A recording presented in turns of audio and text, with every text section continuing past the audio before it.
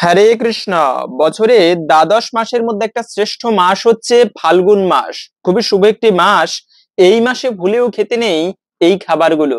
আজকের এ পর্বে আমরা জানার চেষ্টা করব এই ফাল্গুন মাসে যে খাবারগুলো ভুলেও খাওয়া উচিত নয়, এতে নিজের জীবন তথা সাংসারিক জীবনে অমঙ্গল আসে।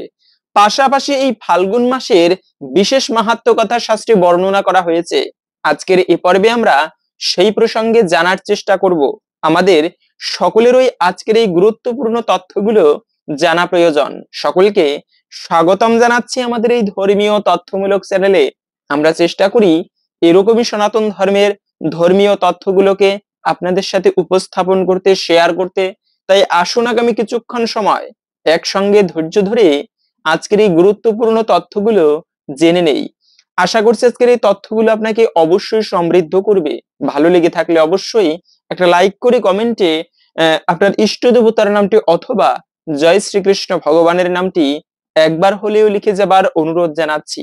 দেখেন, ফাল্গুন মাস, এই মাসটিকে মহাদেবের মাস বলা হয়েছে এবং ভগবান শ্রীকৃষ্ণের মাস। কেননা বছরে দ্বাদশ মাসের মধ্যে কেন এই ফাল্গুন মাসকে একটা শ্রেষ্ঠ মাস বলা হয়েছে? এই মাসেই শিবরাত্রি ব্রত রয়েছে, যে ব্রতটি পালন করার ফলে মানুষের সহস্র পৃথিবীতে যত তীর্থ বিদ্যমান, সেই সমস্ত তীর্থে ভ্রমণ করলে যে পুণ্যফল প্রাপ্ত করা যায়, শুধুমাত্র যদি কোনো ব্যক্তি শিবরাত্রি ব্রতের দিনে ভক্তি ভরে উপবাস করে শিবের পুজো করতে পারে, তার ফলে তার থেকেও বেশি পুণ্যফল সে ব্যক্তি প্রাপ্ত করতে পারে। তাই এই ফাল্গুন মাসে শিবরাত্রি ব্রত অনেক মাহাত্ম্যপূর্ণ। যে শিব, তিনি হচ্ছেন দেবাদিদেব মহাদেব, তিনি না জীব না ভগবান, যার মধ্যবর্তী অবস্থান, তাই তিনি শিব, সমস্ত দেবতাদের ঊর্ধ্বে যার স্থান। এবং যারা শিবের ভক্ত হয়, যারা শিবকে ভক্তি করে, তারা ইহ জীবনে মানে এই জীবনে সুখ শান্তি সমৃদ্ধিতে পরিপূর্ণ হতে পারে এবং অন্তিমে মুক্তি লাভ করতে পারে। শিবের পূজার মাহাত্ম্য কিন্তু শাস্ত্রে সর্বত্রই পাওয়া যায়। তাই শিবের পুজো করা এটি খুবই কল্যাণকর। শাস্ত্রে 4 ধরনের উপাসক রয়েছে: শৈব, শাক্ত, গাণপত্য, বৈষ্ণব। শাক্ত বলা হয়েছে তাদের যারা শক্তি দেবী, কালিকা দেবী, তারপরে দুর্গা দেবী, এদের উপাসনা করে, এদেরকে বলা হয় শাক্ত। এবং গাণপত্য হচ্ছে তারা যারা গণেশের উপাসনা করে, সিদ্ধিদাতা গণেশ, তার যারা উপাসনা করে তাদেরকে বলা হয়েছে গাণপত্য। এবং বৈষ্ণব হচ্ছে যারা ভগবান বিষ্ণুর পুজো করে। কিন্তু যারা হচ্ছে এই শিবের উপাসনা করে তাদেরকে বলা হয় শৈব। এবং শিবের পুজো করা এটি জীবনে মহাভারত পড়লে সেখানে কিছু ঋষিদের উল্লেখ পাওয়া যায়, যারা হচ্ছে এই কেবলমাত্র শিবের সাধনা করত এবং কোনো দেবদেবীর সাধ্য নেই তা কোনো ব্যক্তিকে মুক্তি দিতে পারে। শুধুমাত্র একা শিবের, প্রভু শিব পারে। ভগবানের পরে যদি মুক্তি কেউ দিতে পারেন, তিনি হচ্ছেন কিন্তু স্বয়ং শিব। তাই সেই শিবের পুজো করা, বিশেষ করে এই অন্ততপক্ষে শিবরাত্রি ব্রতের দিনে যাদের ইহ জগতে কামনা বাসনা রয়েছে, ধন প্রাপ্তি করতে চান, সৌভাগ্যবতী হতে চান, ভালো স্বামী অনেকে লাভ করতে চায়, সেজন্য সকলকেই বলা হয়েছে এই শিবরাত্রির ব্রত করার কথা। এর ফলে জীবনে মনোবাসনা সিদ্ধি হয়। যার যেরকম মনস্কামনা রয়েছে সেই মনস্কামনা পূর্ণ হয়। পাশাপাশি যদি কেউ মুক্তি লাভও করতে চান, সেজন্য বলা হয়েছে শিবের সাধনা করা এটি উত্তম। এবং এই সাধনার ফলে জীবনে কিন্তু মুক্তি লাভ হয়ে থাকে। জীবনে পরমার্থ সাধনা হয় যে শিব, যাকে বলা হয়েছে মৃত্যুঞ্জয়, শিবের কখনো কিন্তু মৃত্যু হয় না।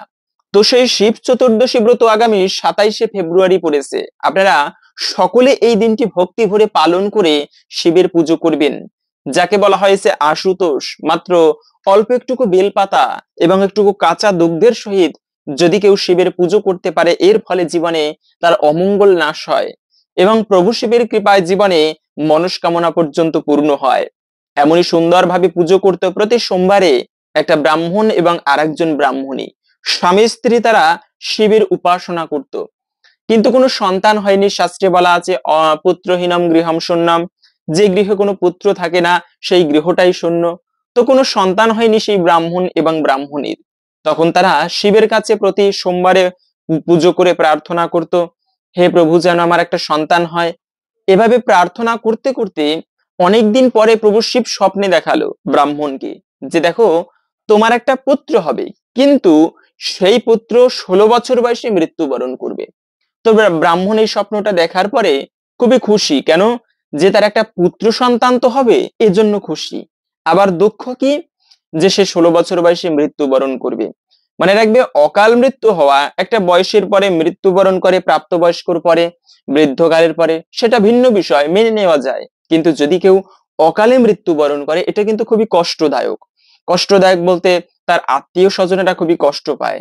তো সেই মার্কণ্ডেয় ঋষির বাবা, মানে সেই ব্রাহ্মণটা খুবই খুশি ছিল। এরপরে যথাসময়ে মহাদেবের আশীর্বাদে একটা দিব্য সন্তান হলো, নাম রাখলো মার্কণ্ডেয়। তো বাবা জানতো এই মার্কণ্ডেয়ের 16 বছর বয়সে মৃত্যু হবে, এমনটা প্রভু শিব তাকে স্বপ্নে দেখিয়েছিল। কিন্তু পরক্ষণে মাত্র 4 বছর যখন ওই সন্তানের বয়স হলো, তখন সেই মার্কণ্ডেয়ের বাবা বলে দিয়েছিল যে দেখ, যেখানে যাবে সাধুদের চরণের ধুলি তুমি মাথায় ধারণ করবে, এইটুকু কার্য তুমি করবে।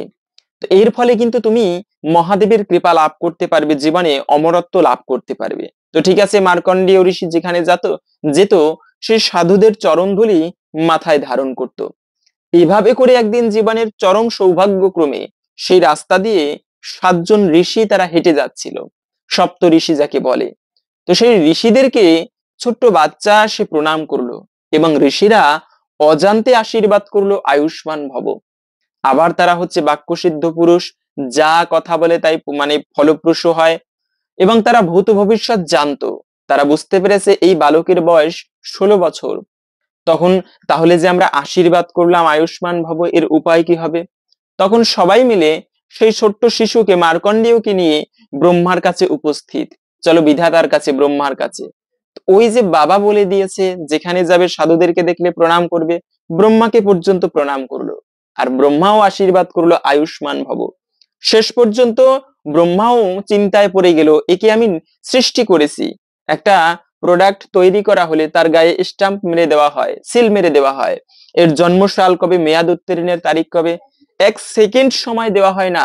যমরাজ কাউকে দিবে না, মৃত্যুর সময় সবাইকে চলে যেতে হবে। যদি বলো যে যমরাজ কিছুদিন আমাকে সময় দিন, আমি আমার ছেলেকে বিবাহ দিয়ে নেব, আমার এই কার্যটা বাকি আছে সেটা করে নেব, যমরাজ কাউকে সময় দিবে না, যার যখন সময় আসবে যেতে হবে। তো সেই ব্রহ্মা তখন বলল যে তোমাকে তো আমি সৃষ্টি করেছি, কিন্তু উপায় আছে। আমি যেহেতু আশীর্বাদ করেছি, মিথ্যা হবে না, তুমি এই শিবের মন্ত্রটি জপ করবে। এই যে শিবের সাধনা করলে কি হয়, এখান থেকে তার প্রমাণ। যে মার্কণ্ডেয় ঋষি 16 বছর বয়সে মৃত্যু হবার কথা ছিল, সেই ব্রহ্মা তাকে দীক্ষা দিল, সেই মৃত্যুঞ্জয় মন্ত্র দান করেছিল, মহামৃত্যুঞ্জয়। এই ফাল্গুন মাসটি এত বেশি মহিমাপূর্ণ এজন্যই, কেননা এটি মহাদেবের মাস। এই মাসে মহাশিবরাত্রি ব্রত রয়েছে, মহামৃত্যুঞ্জয় যাকে বলা হয়। এবং ব্রহ্মা তখন মার্কণ্ডেয় ঋষিকে সেই বিশেষ মন্ত্রটি দিয়েছিল, ওম ত্রয়ম্বকম যজামহে সুগন্ধিম পুষ্টিবর্ধনম উর্বারু কমিব বন্ধনান মৃত্যুর্মুক্ষীয়ম অমৃতাৎ। এই মন্ত্রটি সেই মার্কণ্ডেয়কে শিখিয়ে দিয়েছিল যে পুত্র, তুমি প্রতিদিন এই মন্ত্র জপ করবে এবং শিবের সাধনা করবে। যমরাজ 16 বছর বয়সে মার্কণ্ডেয়কে নিতে গিয়েছিল, কিন্তু নিতে পারেনি, কেননা এই মন্ত্রের সাধনা করে মার্কণ্ডেয় প্রভু শিবকে আকুল প্রাণে ডেকেছিল। যে কারণে মার্কণ্ডেয়ের 16 বছর বয়সে মৃত্যু হবার কথা থাকলেও তিনি 7 কল্পকাল জীবিত ছিল। ইতিহাসে এত বছর জীবিত কোনো মনি ঋষি ছিল না, এত বছর জীবিত ছিল সেই মার্কণ্ডেয় ঋষি। পৃথিবীর 7 বার প্রলয় হয়েছে, কিন্তু মহাদেবের কৃপায় মার্কণ্ডেয়ের কিন্তু মৃত্যু হয়নি। তাই সেই শিবরাত্রি দিন এটি অত্যন্ত গুরুত্বপূর্ণ দিন। আমরা এই যে রাবণকে অসুর বলে জানি, কিন্তু মনে রাখবে রাবণের মতো এত ভালো সাধক, শিবের এত ভালো ভক্ত জগতে দ্বিতীয় বিদ্যমান খুবই কম। শিবের সাধক হলে ইহ জগতে ভালোভাবে সুন্দরভাবে বসবাস করা যায় এবং অন্তিমে মুক্তি পর্যন্ত লাভ হয়ে থাকে। সেই মৃত্যুঞ্জয়ের মন্ত্র, এই যে ত্রয়ম্বক মন্ত্র, আপনারা সকলে জপ করবেন। অন্ততপক্ষে এই ফাল্গুন মাসের প্রতি সোমবারে 108 বার হলে, সম্ভব হলে প্রতিদিন 108 বার করে জপ করবেন। এই মন্ত্র যারা সাধনা করে, এর অনেক মাহাত্ম্য পাওয়া যায়। যাদের রোগ রয়েছে শরীরে, সেই রোগ পর্যন্ত বিনাশ হয়, পুষ্টিবর্ধন হয় শারীরিক ক্ষেত্রে। এবং শুধু তাই নয়, যা যদি অনেকের থাকে মনস্কামনা, বিভিন্ন মনোবাসনা থাকে, সদিচ্ছা, যে কোনো খারাপ বাসনা এরকমটা নয়, সদিচ্ছা পর্যন্ত পূর্ণ হয়। যে ভগবান আমার এইরকম ভালো একটা ইচ্ছা যদি থাকে, সেই মনোবাসনা পূর্ণ হয়। পাশাপাশি শত্রু দমন হয়। অদৃশ্য শত্রু থাকে, কিছু কিছু শত্রু থাকে যে আমার আশেপাশেই রয়েছে, ক্ষতি করার চেষ্টা করে। তো সেই রকম শত্রু পর্যন্ত যারা এই মন্ত্রের সাধনা করে, এই মন্ত্র প্রতিদিন জপ করে, তাদের শত্রু বিনাশ হয়। শুধু তাই নয়, মুক্তি পর্যন্ত লাভ হয়ে থাকে। আপনারা অনলাইনে সার্চ করে দেখে নেবেন মহামৃত্যুঞ্জয় মন্ত্র বা ত্রয়াম্বক মন্ত্র, বানান সহ আপনারা ভালো করে শিখে নেবেন। এই মন্ত্রটি প্রতিদিন আপনারা সকালবেলা প্রভাতকালে ঘুম থেকে উঠেই স্নান করে জপ করতে হবে এরকম নয়। শয্যা মানে খুবই প্রভাতকালে ঘুম থেকে উঠেই সকালবেলা বিছানায় বসে আপনি মহাদেবের ধ্যান করুন এবং মহাদেবের এই মন্ত্রটি জপ করুন। 21 দিন পর্যন্ত করেন, নিঃসন্দেহে এর একটা পজিটিভ এনার্জি আপনি উপলব্ধি করতে পারবেন। সাধনা করা এতটা সহজ নয়। একটুকু এই কষ্টটুকু 21 দিন পর্যন্ত যদি কেউ করতে পারে, ভিতর থেকে একটা পজিটিভ এনার্জি সে উপলব্ধি করতে পারবে। মন্ত্র জপ আর এই যে সাধনা করার ফলে, মন্ত্র জপের ফলে সেই রত্নাকর দস্যু থেকে বাল্মীকি মুনিতে পরিণত হয়েছিল। কার ফলে? কেননা সেই নাম জপের ফলে।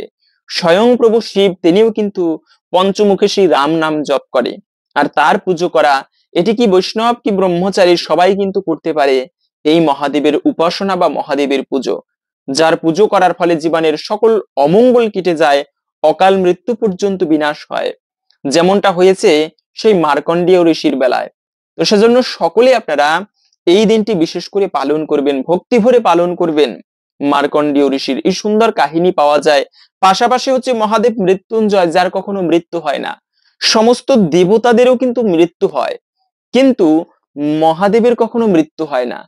একবার মা পার্বতী মহাদেবকে প্রশ্ন করেছেন যে প্রভু, তোমার এই যে শরীরে বা গলায় যে একটা মালা, এটা কিসের মালা?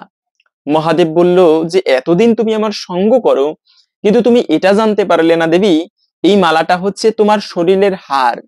প্রতি জন্মে তুমি দেহত্যাগ করো, আর সেই দেহত্যাগের শরীর থেকে একটা হার আমি ছোট্ট পুঁতি করে গলায় ধারণ করি, ভালোবাসার প্রতীক স্বরূপ।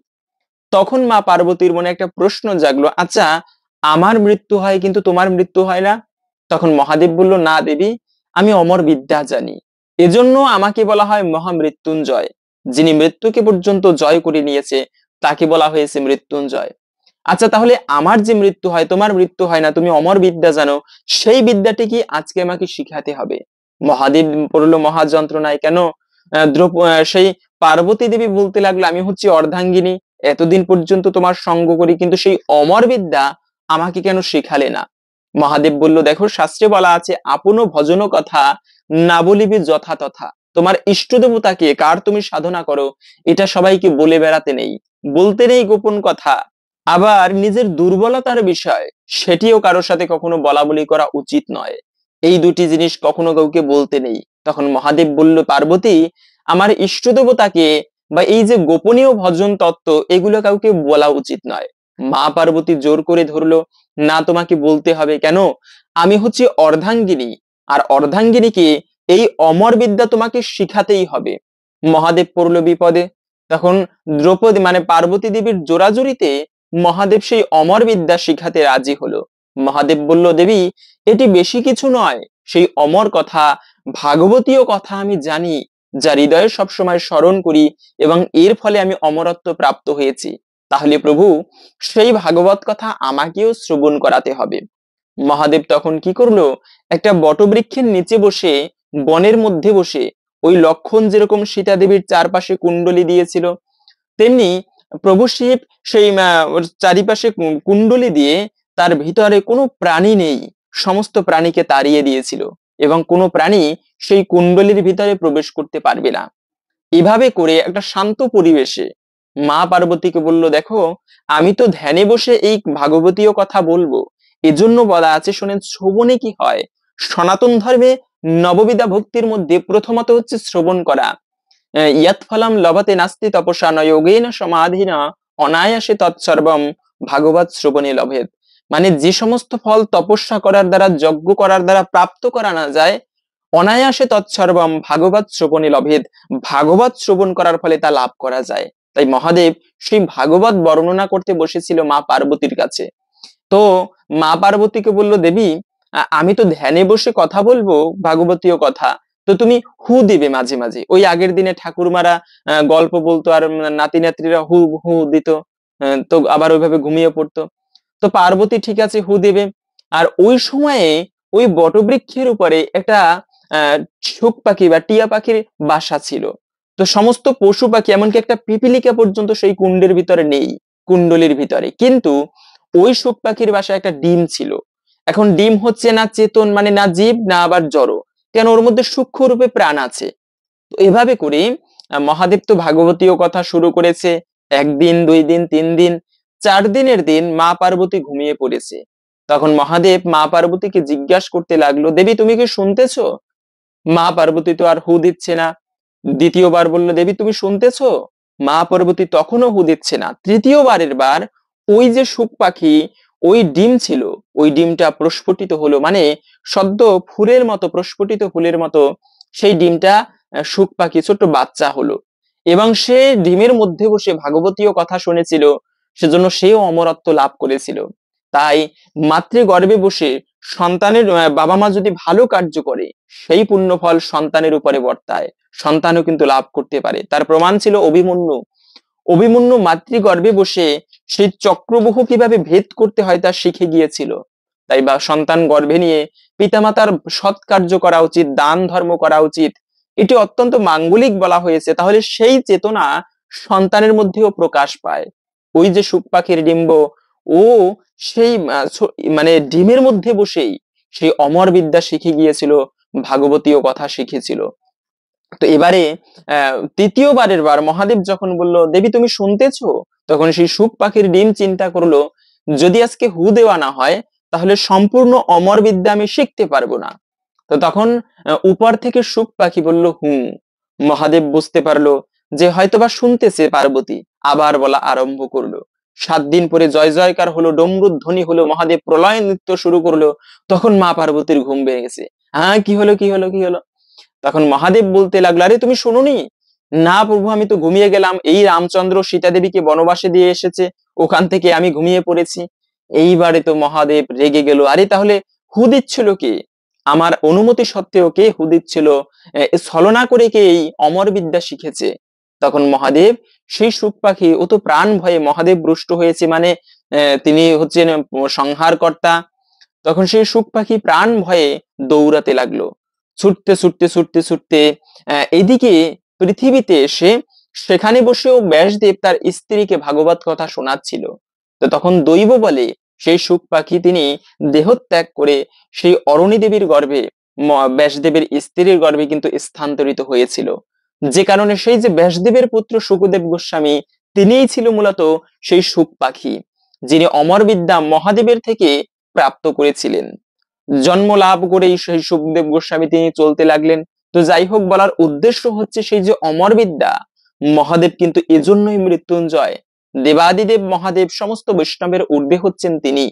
মহাদেবকে একবার মা পার্বতী প্রশ্ন করেছেন যে প্রভু, জগতে কেউ করে শিবের তোমার আরাধনা, কেউ করে আমার কালীর আরাধনা, কেউ বা গণেশের পুজো করে, কেউ বা আবার লক্ষ্মী দেবীর পুজো করে, কিন্তু কার উপাসনা করা সর্বশ্রেষ্ঠ? তখন মহাদেব বলেছিল যে দেবী, জগতে যত প্রকার আরাধনা দেখো, সর্বশ্রেষ্ঠ আরাধনা হচ্ছে ভগবান শ্রী বিষ্ণুর পুজো করা। আরাধনানাম সর্বেশাম বিষ্ণুর আরাধনাম পরম। ভগবান বিষ্ণুর পুজো করা এটি সর্বমঙ্গলময়, এর উপরে কোনো পুজো নেই, কোনো সাধনা নেই, কোনো তপস্যা নেই। তাই তীর্থযাত্রা পরিশ্রম কেবলই মনের ভ্রম, সর্বসিদ্ধি গোবিন্দ চরণ। সমস্ত সিদ্ধি হচ্ছে সেই ভগবানের চরণ কমল। বিশেষ করে এটি ফাল্গুন মাস, মহাদেবের মাস, অকাল মৃত্যু দূরীভূত হয়। প্রতিদিন যদি আপনারা প্রতি সোমবারে অন্তত পক্ষে ভক্তি ভরে শিবের পুজো করবেন, যদি কোনো বাচ্চার জীবনীতে অকাল মৃত্যু থাকে, শনির দশা থাকে, গ্রহের উপদ্রব থাকে, সহজে ভালো কিছু হচ্ছে না, তবে এই মহাদেবের পুজো করার ফলে সেই অকাল মৃত্যু দূরীভূত হয়, অমঙ্গল নাশ হয় এবং জীবনে সৌভাগ্যের উদয় হয়। সকলেই কার্যটি করবেন, ভক্তি শ্রদ্ধার সহিত আপনারা সেই মহাদেবের পুজো করবেন।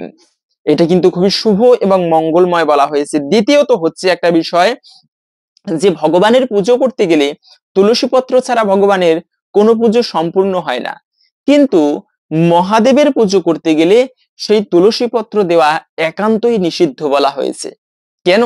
কেননা মহাদেব এবং তুলসী দেবীর স্বামী ছিল শঙ্খচূড়, তার সঙ্গে যুদ্ধ হয়েছিল, শত্রুতা ছিল। এবং সেই দৃষ্টিকোণ থেকে ভুলেও কখনো মহাদেবের পুজোয় তুলসী পত্র দেওয়া উচিত নয়।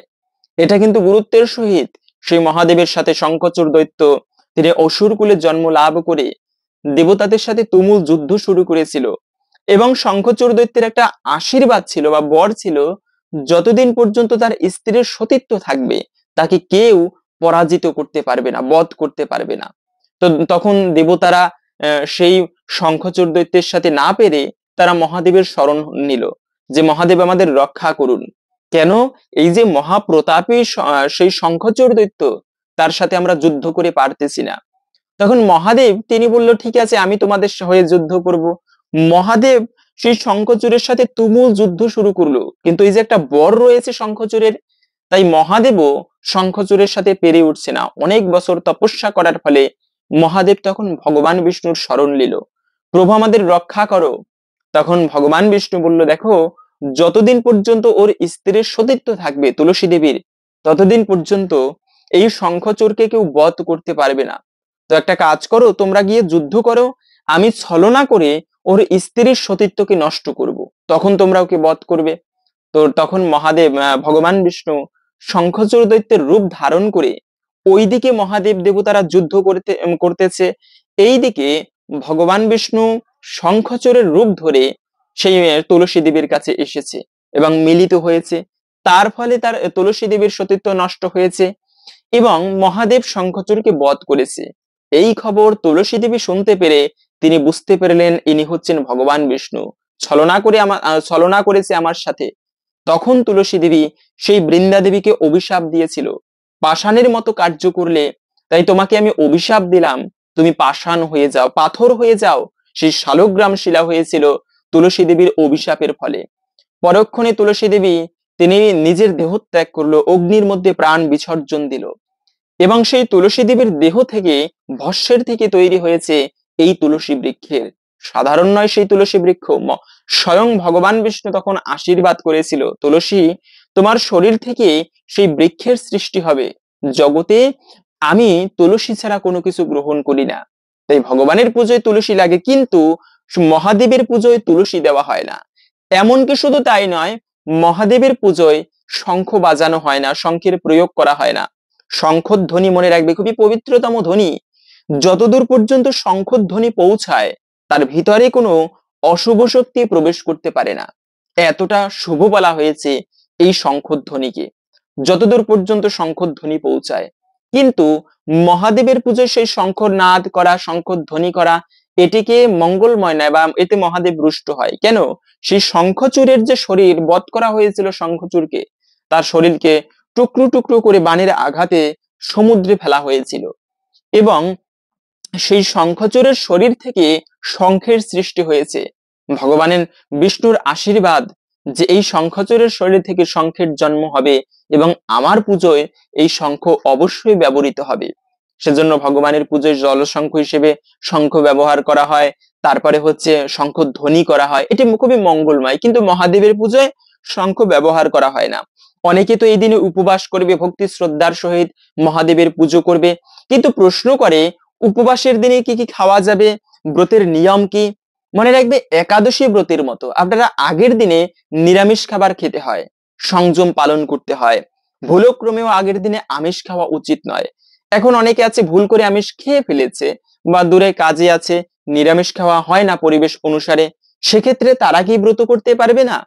অবশ্যই ব্রত করতে পারবে, যদি আগের দিনে ভুল করে নিরামিষ খাবার, আমিষ খাবার খেয়েও ফেলে। এবং এভাবে করে আগের দিনে রাত্র 11টার আগে খাবার খেয়ে দাঁত ব্রাশ করে নিতে হয়, দন্ত ধাবন করতে হয়। না হলে যে কোনো ব্রত হোক না কেন, যদি ব্রত করার দিনে শরীর থেকে রক্তক্ষরণ হয় তবে কিন্তু ব্রত ভঙ্গ হয়।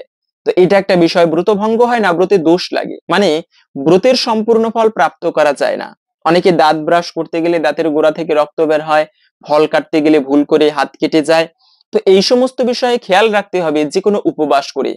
তো তেমনি মহাদেবের এই শিবরাত্রি ব্রতের দিনে, আগামী 27শে ফেব্রুয়ারি এই ব্রত, আপনারা ওই দিনটিতে খুবই ভোরে ভোরে ঘুম থেকে উঠতে হবে, খুবই ভোরে ভোরে প্রভাতকালে শয্যা ত্যাগ করে তারপরে স্নান করতে হয়।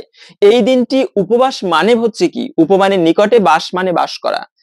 এখন মহাদেবের উদ্দেশ্যে উপবাস করলাম, সারাদিন যদি ঘুমিয়ে কাটানো হয় তো এটাও করা উচিত নয়। মনে রাখবে ভুলক্রমেও কখনো উপবাস করে বেলা করে ঘুমানো উচিত নয়, দিনে ঘুমানো উচিত নয়, দিবানিদ্রা যাকে বলে। যারা অসুস্থ তাদের ক্ষেত্রে ভিন্ন কথা, কিন্তু এই দিনে ভুলক্রমেও কখনো বেলা করে ঘুমানো উচিত নয়। তো এভাবে করে সারাদিনটি অতিবাহিত করা উচিত, ভক্তর সঙ্গে কাটানো উচিত, শিবের মাহাত্ম্য কথা শ্রবণ করা উচিত। সম্ভব হলে আপনারা শিবের তত্ত্ব আপনারা শাস্ত্র পাঠ করতে পারেন।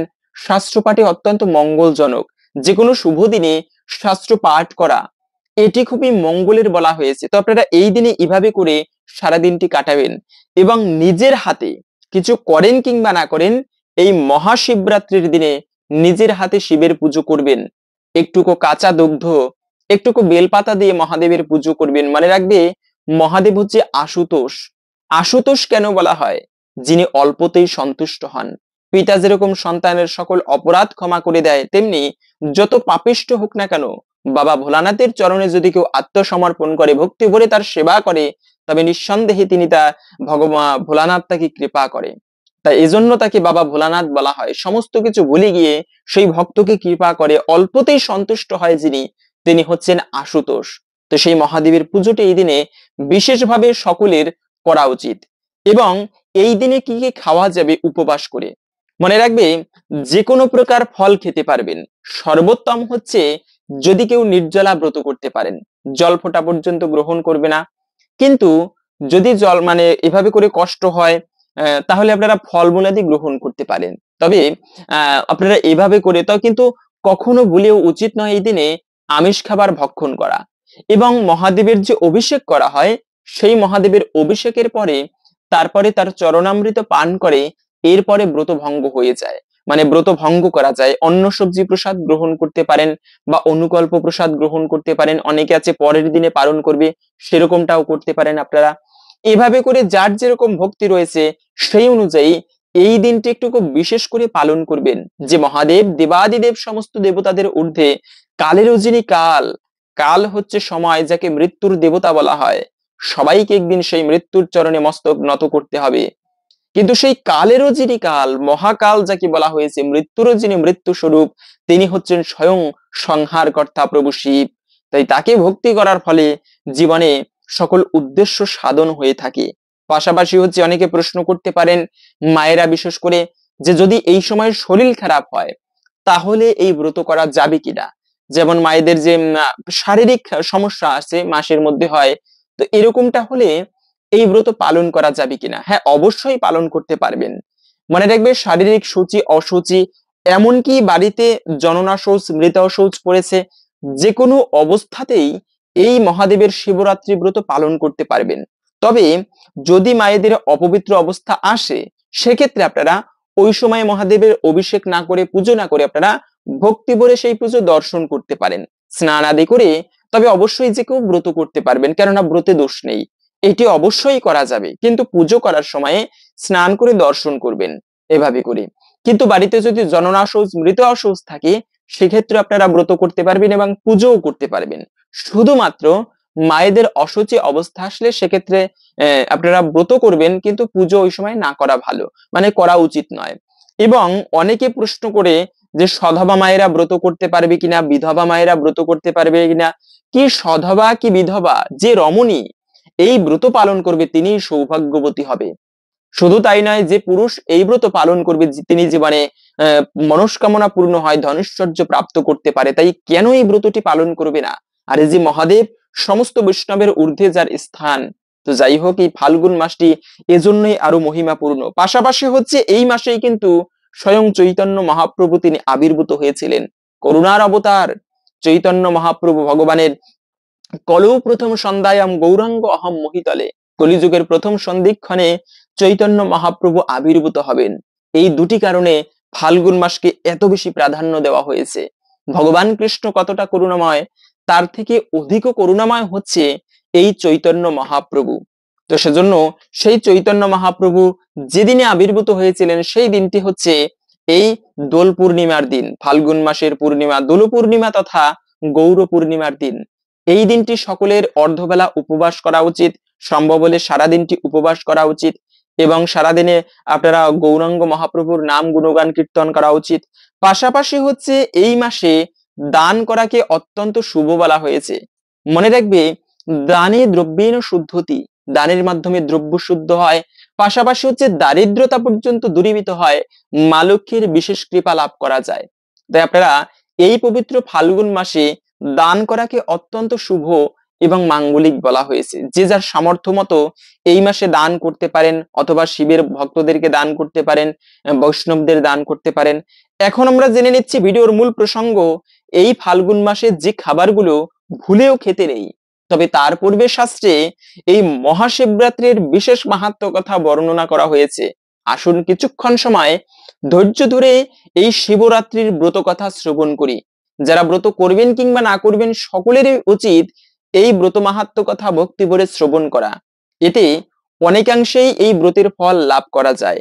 তাই সকলে আসুন ধৈর্য ধরে এই ব্রত কথা কিছুক্ষণ সময় শ্রবণ করি এবং এরপরে আমরা ভিডিওর মূল প্রসঙ্গ জেনে নিচ্ছি। শুরু করছি শিবরাত্রির ব্রত মাহাত্ম্য। পুরাকালে একদিন মহামুনি সুত গোস্বামী তার আশ্রমে কয়েকজন ঋষি মুনি তপস্বী উপস্থিত হলে মহামুনি সুত তাদের সাদর আপ্যায়ন করেন এবং তাদের আসার কারণ জিজ্ঞাসা করলেন। মহামুনি সুত তাদের বিনীত স্বরে জিজ্ঞেস করলেন, হে মহান ঋষি তপস্বীরা, আমার এদিনও কুটিরে আপনাদের পদার্পণের কারণ কি জানতে পারি? মহামুনি সুতোর কথা শুনে ঋষি ও তপস্বীরা বললেন, মহামুনি সুত, আপনি মহাজ্ঞানী, মহাশাস্ত্রজ্ঞ এবং বিদ্বান। আমরা আপনার কাছে জানতে এসেছি শিবরাত্রির কথা। এই শিবরাত্রির কাহিনী কি, কিভাবে শুরু হয়েছিল, তা যদি আপনি শোনান আমাদের, তবে আমরা আপনার কাছে চিরকৃতজ্ঞ থাকব। তাদের অনুরোধে সুত মহাতপস্বী অত্যন্ত খুশি হলেন। তাদের আসন গ্রহণ করতে অনুরোধ করলেন এবং বললেন, এ তো আমার অত্যন্ত সৌভাগ্য যে আপনারা আমার কাছে সেই পরম পুরুষ সৃষ্টি স্থিতির যিনি আধার, সমস্ত জীব যার পূজা করে, সেই দেবাদিদেব শিবের শিবরাত্রি কাহিনী আপনারা আমার মুখ থেকে শুনতে চেয়েছেন। আমার জীবন আজ ধন্য হলো। আমি নিশ্চয়ই আপনাদের ইচ্ছা পূরণ করব। শিবরাত্রি উদযাপন হলো এমন এক অনুষ্ঠান যাকে সমস্ত বৈদিক অনুষ্ঠানের শ্রেষ্ঠ বলা হয়েছে। এই অনুষ্ঠানে সর্ববিধি পাপ বিনষ্ট হয় এবং অপরিমেয় পুণ্য লাভ হয়ে থাকে। মহামুনি সুত এবার শিবরাত্রির কাহিনী বলতে শুরু করলেন। ত্রেতা যুগে কোনো এক নগরে ভিল্ল নামে এক বেদ বাস করতেন। স্বভাবে সে ছিল অত্যন্ত নিষ্ঠুর এবং ধৈর্যপরায়ণ, আর তার কাজ ছিল বনের হরিণ হত্যা করে তার মাংস বিক্রি করা। কখনো কখনো সে অকারণে হরিণ বধ করত। তার ফলে সে প্রচুর তার জীবনে পাপ জমা করেছিল। সেই দিন ছিল মহাশিবরাত্রি। সেই ভিল্ল বেদের বাড়িতে কোনো খাবারের সংস্থান ছিল না। তার পরিবারের লোকেরা ভিল্লকে জানায়, আজ ঘরে কোনো খাবারের সংস্থান নেই। ভিল্ল স্বীকার করলে তবেই বাড়িতে খাবারের ব্যবস্থা হবে। তার কথা শুনে বেদ তীর ধনুক হাতে নিয়ে জঙ্গলে চলল হরিণ শিকার করতে। সারাদিনের সমস্ত জঙ্গল খুঁজেও সে কোনো হরিণের সন্ধান পেল না। হতাশ মনে জঙ্গলের মধ্যে সে একটা ছোট মতো জলা দেখতে পেল। সেখানে পশুরা জল খেতে আসে। সেই বেদ ভাবলো, আমি এইখানে অপেক্ষা করি, কারণ সন্ধ্যের সময় হরিণেরা অবশ্যই এই জলাশয়ে জল খেতে আসবে, তখন আমি তাদের শিকার করব। এই ভেবে বেদ সেই জলাশয়ের সামনে একটা বেল গাছ দেখে তাতে চড়ে বসলো। গাছে ওঠার সময় যদি তৃষ্ণা পায় এই ভেবে কিছুটা জল সংগ্রহ করে নিয়ে সেই বেল গাছে চেপে বসলো। দেখতে দেখতে রাত প্রহর মানে প্রথম প্রহর হলো। হঠাৎ দেখা গেল একটি হরিণ জল খাবার জন্য সেই জলাশয়ের কাছে এসেছে। সেই হরিণকে দেখে বেদ যেমনি হরিণটিকে শিকার করার জন্য তীর ধনুক তুলেছে, তখনই তার শরীরের কম্পনে সেই বিল্ল গাছ থেকে কয়েকটা বেলপাতা সেই বেলগাছের নিচে শিবলিঙ্গের মাথায় পড়ে এবং সাথে তার খাবারের জল থেকেও কিছুটা জল শিবলিঙ্গের মাথায় পড়ে। আশুতোষ মহাদেব সেই জল এবং বেলপাতাকে ব্যাধের পুজো করে গ্রহণ করে অত্যন্ত খুশি হলেন। মহাদেব খুশি হওয়ার ফলে ব্যাধের জন্মকৃত পাপ সাথে সাথে অন্তর্হিত হয়ে গেল।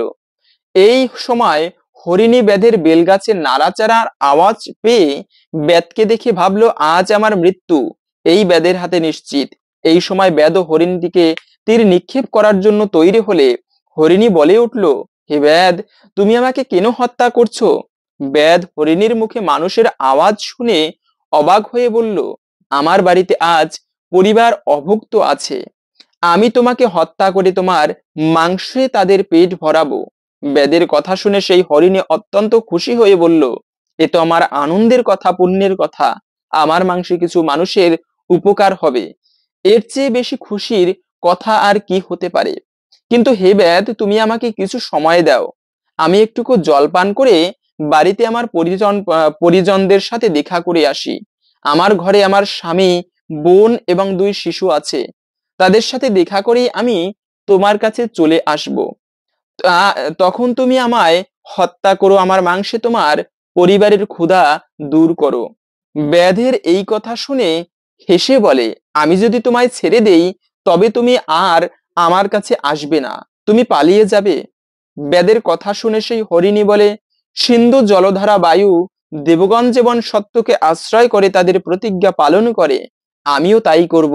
যদি তা না করি আমার মস্তকে সমস্ত পাপ অবস্থান করবে। আমার মস্তকে সেই পাপ অবস্থান করবে যে পাপ কোনো নারী তার স্বামীর আদেশ লঙ্ঘন করলে হয়, যে মানুষ পরের উপকার ভুলে গেলে হয়, হরি আরাধনা না করলে যে পাপ হয়, আর যারা পরের ক্ষতি করে সেই সমস্ত পাপ আমার মস্তকে অবস্থান করে আমাকে মহাপাপীতে পরিণত করবে। হরিণীর কথা শুনে ব্যাধের বিশ্বাস হলো যে এই হরিণী আবার তার কাছে ফিরে আসবে। তখন সেই ব্যাধ হরিণীকে বললে, ঠিক আছে, তুমি তোমার পরিবারের কাছে যাও, কিন্তু সময় মতো ফিরে এসো। হরিণী অত্যন্ত আনন্দিত মনে সে ব্যাধকে ধন্যবাদ জানিয়ে চলে যায়। হরিণীকে যেতে দিয়ে ব্যাধ আবার বেলগাছে অপেক্ষা করতে থাকে। এইভাবে ব্যাধের প্রথম প্রহর কাটে। মন থেকে তার হিংসা প্রবৃত্তি চলে গেল। হরিণীকে চলে যেতে দিয়ে সে ব্যাধ হরিণীকে বধ করে তার পরিবারের লোকজনের ক্ষুধা মেটাবার চিন্তা করে শিকার করতে এসেছিল। সেই মুহূর্তের মধ্যে ভুলে গেল তার প্রতিহিংসা প্রবৃত্তি, ভুলে গেল তার পরিবারের লোকেরা উপোস করে বসে আছে। এই প্রথম প্রহরে শিবের মাথায় অনিচ্ছাকৃত এবং বেলপাতা দিয়ে ব্যাধ তার সমস্ত জীবনের পাপ থেকে মুক্ত হলো হরিণীকে যেতে দিয়ে তার নিজের মনের হিংসা প্রবৃত্তি থেকে। সুতরাং শিবরাত্রির প্রথম প্রহরে পূজা করার ফল তেমনই মেলে যখন জীব হিংসা শূন্য মনে পরম পবিত্র মনে সেই শুদ্ধ বুদ্ধ মুক্ত জগৎ স্রষ্টা শিবের উপাসনা করে, পূজা করে। এইরকম পবিত্র মন নিয়ে শিবরাত্রি প্রথম প্রহরের পূজা করলে অবশ্যই ফল লাভ করা যায়, শিব কৃপা অবশ্যই পাওয়া সম্ভব। রাত্রি প্রথম প্রহর কেটে যাওয়ার পর হরিণীর পরিবারের তার ছোট বোন বড় বোনকে খুঁজতে এসে সেই জলাশয়ের সামনে এসে উপস্থিত হলো। তাকে দেখেই ব্যাধ আনন্দিত মনে সেই হরিণকে হত্যা করার জন্য উদ্যত হলো। তীর ধনুক সংযোজন করতে তার শরীরের দুলুনিতে আবার সেই বেলগাছ থেকে কিছু বেলপাতা এবং তার তৃষ্ণা মেটাবার জল থেকে কিছুটা জল বেলগাছের নিচে শিবলিঙ্গের মাথার উপর পড়লো। এইভাবে অজান্তে দ্বিতীয় প্রহরে শিব পূজা সম্পন্ন হলো। সেই ব্যাধের দ্বারা এভাবে শিবের পূজা সম্পূর্ণ হওয়ায় বেলগাছে ব্যাধের নাড়াচাড়ার আওয়াজ পেয়ে সেই হরিণী ভাবলো, এইবার ব্যাধের হাতে আমার মৃত্যু অবশ্যই হবে। আর ব্যাধও তার তীর ধনুক সংযোজন করে সেই হরিণীকে যেই হত্যা করতে যাবে, সাথে সাথে সেই হরিণী মানুষের গলায় ব্যাধকে বলে, তুমি আমাকে কেন হত্যা করছো? ব্যাধ তার পরিবারের ক্ষুধা নিবৃত্তির কথা জানালে হরিণী আনন্দে বলে, ওগো, এ তো আমার খুব আনন্দের কথা, আমার এক পরিবার আছে, আমি জল খেয়ে পরিবারের লোকজনের সাথে দেখা করেই আমি তোমার কাছে ফিরে আসব, তখন তুমি আমাকে হত্যা করে তোমার পরিবারের ক্ষুধা মিটিও। হরিণীর কথা শুনে ব্যাধ তাকে বলে, তোমাকে যেতে দিলে তুমি আর ফিরে আসবে না। এর আগে একজন এইসব কথা বলে চলে গেছে আর ফিরে আসেনি। হরিণী তখন ব্যাধকে বলে, তুমি আমাকে বিশ্বাস করো, আমি অবশ্যই ফিরে আসব। আমি যদি ফিরে না আসি তবে সেই সব পাপরাশি আমাকে স্পর্শ করবে। পতিব্রতা পত্নীকে যদি কোনো পুরুষ ত্যাগ করে তবে তার যে পাপ হয়, পত্নী পতিব্রতা হওয়া সত্ত্বেও যদি স্বামী সেই পত্নীকে ত্যাগ করে অন্য রমণীতে আসক্ত হলে যে পাপ হয়, বিষ্ণু ভক্ত হয়ে যদি শিবের নিন্দা করে তাহলে যে পাপ হয়, পিতামাতার মৃত্যু তিথি জেনেও যে সেই কর্মানুষ্ঠান করে না তাতে যে পাপ হয়, যেজন অপরকে দুঃখ দিয়ে নিজে আনন্দ উপভোগ করে তাতে যে পাপ হয়, সেই সব পাপরাশি আমার মস্তকে অবস্থান করবে। হরিণীর এইরকম কথা শুনে বেদ তাকে যেতে দিল। এবার দ্বিতীয় প্রহর অতিক্রান্ত হয়ে গেল। প্রথম হরিণীর স্বামী বাকি দুই হরিণীকে খুঁজতে এসে সেই জলাশয়ে উপস্থিত হলো। অত্যন্ত স্বাস্থ্যবান এক হরিণকে দেখে বেদ আনন্দিত মনে আবার তীর ধনুক নিয়ে চড়ল। আবার ব্যাধের শরীরের দুলুনিতে কিছু বেলপাতা এবং জল সেই শিবলিঙ্গের মাথায় পড়ে। এটি ছিল তৃতীয় প্রহর। শিব আশুতোষ সেই জল ও বেলপাতা পেয়ে আনন্দিত মনে ব্যাধকে আশীর্বাদ করে। এইভাবে তৃতীয় প্রহরে শিবের পূজা সমাপ্ত হলো। এইবার হরিণের দৃষ্টি ব্যাধের দিকে পড়তেই সে দেখলো ব্যাধ তাকে মারতে উদ্যত হলো। তখন সেই হরিণ ব্যাধকে অনুরোধ করে বলে, তুমি আমাকে হত্যা করবে জানি, কিন্তু কেন? ব্যাধ সেই একই উত্তর দিলে হরিণ আনন্দে বলে, এ তো খুব আনন্দের কথা, আমার শরীরের মাংস এত লোকের খিদা মেটাবে, আমার তো জন্ম সফল হবে, কিন্তু আমাকে আমার পরিবারের সাথে দেখা করতে হবে, আসতে দাও আমায়, তাদের সাথে দেখা করেই আমি ফিরে আসব তোমার কাছে। ব্যাধ সেই হরিণকে বলে, তুমি যদি আর ফিরে না আসো। সেই হরিণ তখন তাকে বলে, কথা দিয়ে যে কথা না রাখে সে মিথ্যাবাদী, আর মিথ্যাবাদীকে সেই সমস্ত পাপ স্পর্শ করে যা অত্যন্ত ভীষণ। যেমন যদি কোনো ব্যক্তি সন্ধ্যায় মৈথুন করে তবে যে পাপ হয়, শিবরাত্রিতে যে ভোজন করে তবে যে পাপ হয়, ভুল করে যে সাক্ষ্য দান করে, যে পরের ধন চুরি করে তাতে যে সমস্ত পাপ হয়, যে ব্রাহ্মণগণ সন্ধ্যা করে না তাতে যে পাপ হয়, অবক্ষ ভক্ষণ করলে যে পাপ হয়, সেই সমস্ত পাপ আমার মস্তকে অবস্থান করবে। হরিণের কথা শুনে ব্যাধ তাকে যেতে দিল। এইবার হরিণের গৃহে ফিরে গিয়ে সবাই একত্রিত হয়ে একে অপরের কথা শুনে প্রথম হরিণী বলে, প্রথমে আমি কথা দিয়েছি, আমি যাব। হরিণীর তার বোনকে বলে, তুমি আমার সন্তানদের দেখাশোনা করো। দ্বিতীয় হরিণী বলে, দেখাশোনা আমি করতে পারবো, কিন্তু জানো সন্তান পালনের কোনো অভিজ্ঞতা আমার নেই, তাই তুমি থাকো, আমি যাচ্ছি ব্যাদের কাছে। তাদের কথা শুনে বাড়ির কর্তা হরিণ বলে, শোনো, আমার সন্তান পালনের কোনো অভিজ্ঞতা নেই, তাছাড়া মা ছাড়া সন্তান থাকতে পারবে না, তাই আমি যাব ব্যাদের কাছে। হরিণের কথা শুনে বাকি পরিবারের লোকেরা রোদন করতে শুরু করলো। তখন ঠিক হয় তারা তিনজনেই যাবে ব্যাদের কাছে, বাচ্চাদের প্রতিবেশীদের কাছে রেখে যাবে। ব্যাদ তিনটি হরিণকে দেখে ভীষণ আনন্দে সেই তীর ধনুককে নিয়ে তীর সংযোজন করলো। তখনই তার শরীরের দুলুনিতে কিছু বেলপাতা এবং জল সেই শিবলিঙ্গের মাথার উপরে গিয়ে পড়লো। এইভাবে ব্যাদের অজান্তে চতুর্থ প্রহরে শিব পুজো সমাপ্ত হলো এবং সাথে সাথে ব্যাদের জীবনের সমস্ত পাপরাশি নষ্ট হয়ে গেল এবং তখনই শিবের কৃপায় তার শিব দর্শন লাভ হলো। সেই ব্যাদ তখন ভাবতে থাকে, আমি সারা জীবন একই পাপ করেছি, যে সামান্য পশু হয়ে হরিণের মধ্যে পরোপকার চিন্তা, আত্মত্যাগের চিন্তা, এইসব মহৎ গুণ রয়েছে, আর আমি মানুষ হয়ে এইসব পশুদের হত্যা করছি নিজের আর আমার পরিবারের ভরণ পোষণের জন্য। ধিক আমাকে, আজ থেকে আমি আর পশু হত্যা করব না। এই চিন্তা করার সাথে সাথে সে হরিণদের চলে যেতে বলে আর নিজের কৃতকর্মের জন্য আফসোস করতে থাকি। সেই মুহূর্তে ব্যাদের মন থেকে হিংসাদেশ দূর হলো। সাথে সাথেই সেই শিবলিঙ্গ থেকে শিব সশরীরে ব্যাদের সামনে আত্মপ্রকাশ করে ব্যাদকে বলেন, তোমার পুজোয় আমি সন্তুষ্ট হয়েছি, তুমি যে 4 প্রহর রাত জাগরণ করে জল বেলপাতা দিয়ে আমার পুজো করেছো তাতে আমি অত্যন্ত সুপ্রসন্ন হয়েছি, তুমি আমার কাছে বর প্রার্থনা করো। ব্যাদ তখন মহাদেবকে বলেন, প্রভু, আপনার দর্শন মাত্রেই আমার সব চাওয়া পাওয়া হয়ে গিয়েছে, আমার আর কিছুই চাওয়ার নেই। শিব তখন তার কথায় অত্যন্ত সন্তুষ্ট হয়ে বলেন, হে বিল্লব্যাদ, এখন তুমি হিংসা থেকে মুক্ত হয়ে দিব্য অবস্থায় অবস্থান করছো। তোমার মধ্যে এখন কোনো হিংসা, দেশ, ছল চাতুরী, কোনো খারাপ মনোবৃত্তি নেই। তুমি এখন শুদ্ধ মুক্ত অবস্থার মানুষ। তাই আমি তোমাকে আশীর্বাদ করছি, এখন থেকে তোমার নাম হবে গুহ। তুমি হবে রাজ্যের অধীশ্বর। সমস্ত সুখ তুমি ভোগ করবে এখন থেকে। তোমার বংশ নিরন্তর বাড়তে থাকবে। তোমার কাছে একদিন দশরথ পুত্র রাম আসবে, তাকে ভক্তি পূজা করো। তোমার দুর্লভ মুক্তি লাভ হবে। তোমার বংশধরেরা আমার পূজা ভক্তি সহকারে সর্বদাই করবে। এই সেই রামের গুহক মিতা, রামের বনবাসের সময় যিনি সর্বদাই রামের সেবা করে গেছেন। রাম যাকে আমার প্রিয় মিত্র বলে সম্বোধন করতেন, হরিণেরা সেই সময় সেখানে উপস্থিত থেকে শিব শঙ্করের দিব্য মূর্তি দর্শন করে মৃগ শরীর ছেড়ে দিব্য শরীর ধারণ করে স্বর্গে গমন করে। আর মহাদেব এরপর বেদেশ্বর মহাদেব রূপে অর্বুদাচল পর্বতে গিয়ে আবির্ভূত হন।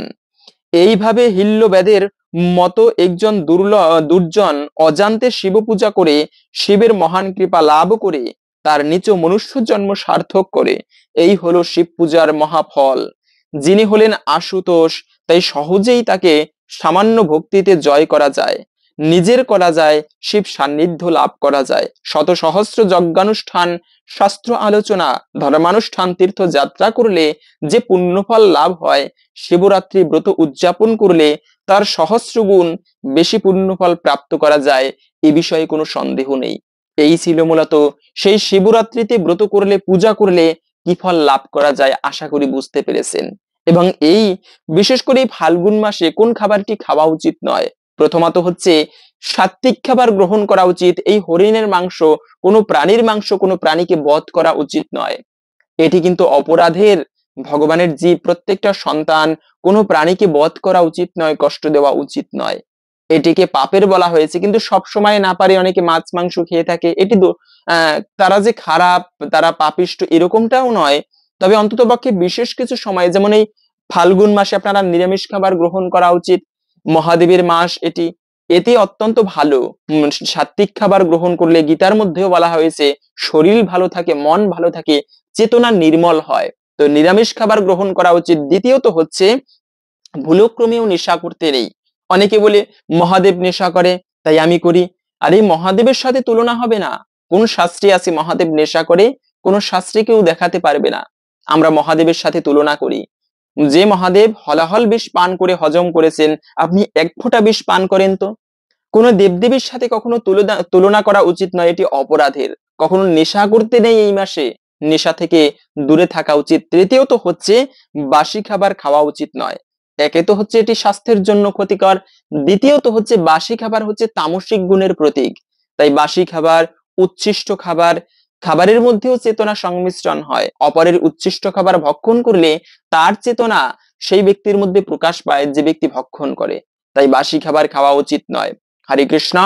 আশা করছি আজকের এই গুরুত্বপূর্ণ তথ্যগুলো জেনে আপনি একটুকু হলেও সমৃদ্ধ হয়েছেন। ভালো লেগে থাকলে অবশ্যই একটা লাইক করে কমেন্টে আপনার ইষ্ট দেবতার নামটি অথবা জয় মহাদেবের জয় একবার হলেও লিখে যাবার অনুরোধ জানাচ্ছি। মহাদেবের কৃপায় সকলের জীবনে মঙ্গল হোক, এই কামনা করে আজকের ভিডিওটি এখানে সমাপ্ত করছি। হরে কৃষ্ণ।